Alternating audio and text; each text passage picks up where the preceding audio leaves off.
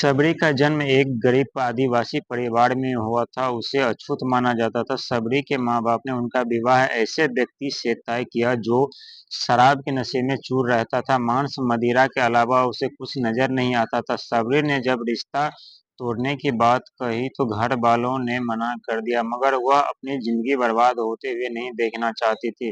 सबरी शादी से ठीक पहले घर से भाग गई और जंगल में पहुंची। वहां जंगल में कई ऋषि मुनि तपस्या कर रहे थे। सबरी उन ऋषियों के लिए जंगल में लकड़ियां, हवन की अन्य सामग्री और खाने के लिए फल तोड़कर लाती थी। सभी ऋषि भी उनके काम से खुश थे। अचानक एक दिन ऋषि मुनियों को पता चला कि सबरी एक अछूत आदिवासी है। उसके बाद सभी ऋषियों ने सबरी से किनारा कर दिया। सबरी जिस तालाब से जल लेने जाती थी, ऋषियों ने वहां से पानी लेना भी बंद कर दिया।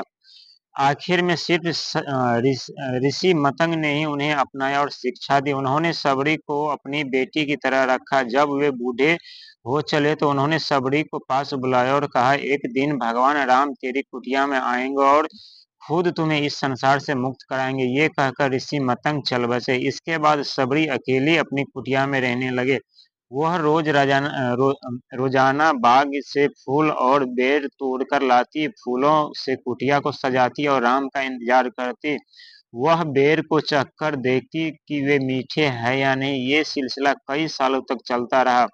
समय के साथ सबरी का शरीर भी जवाब दे रहा था। वह बूढ़ी हो चुकी थी। एक दिन राम अपने छोटे भाई लक्ष्मण और के साथ सीता के साथ खोज में वन में भ्रमण कर रहे थे। राम को प्यास लगी तो उसी तालाब के पास पहुंचे। कुछ ऋषियों ने राम और लक्ष्मण को सरोवर की तरफ जाते देख रोक दिया।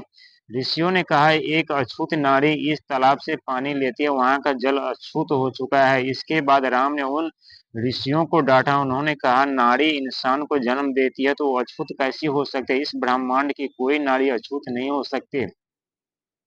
राम ने उससे उस नारी का पता पूछा। ऋषियों ने सबरी की कुटिया का पता बता दिया। जैसे ही राम कुटिया की तरफ पहुंचे, सबरी ने उन्हें पहचान लिया। वो तेजी से आई और राम के चरणों में गिर गई। इसके बाद सबरी ने राम और लक्ष्मण दोनों को की प्यार से आवभगत की। उन्हें अपने मुंह से चखे हुए बेर परोसे। राम ने खुशी खुशी बेर खा लिए, मगर लक्ष्मण ने कहा कि ये बेर सबरी के जूठी हैं, इसे कैसे खा सकते हैं? इस पर राम ने कहा, ये जूठे नहीं बल्कि मीठे बेर हैं, इसे मां सबरी का प्यार है। इसके बाद सबरी ने भगवान राम से देह त्याग की इच्छा जताई। राम ने आशीर्वाद दिया और सबरी ने उनके सामने ही अपना शरीर त्याग दिया।